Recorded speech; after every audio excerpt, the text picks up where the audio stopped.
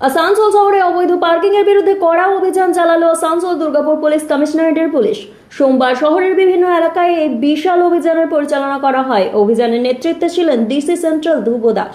পুলিশের বিশাল বাহিনী নিয়ে শহরের একাধিক এলাকায় অভিযান চালিয়ে অবৈধভাবে পরিচালিত পার্কিং ব্যবস্থার উপর নজরদারি করা হয়।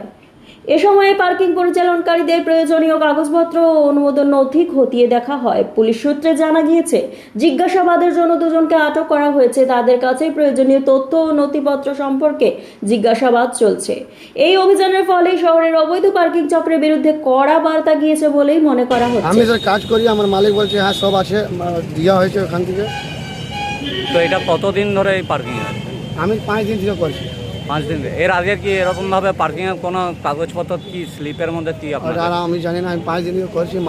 মালিকের নাম কি? হানি সিং, কোথাদের? ঝাটকায় থাকে।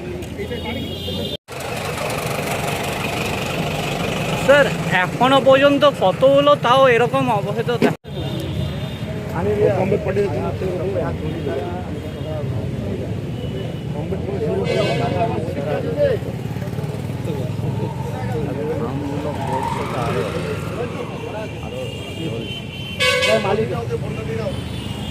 মালিক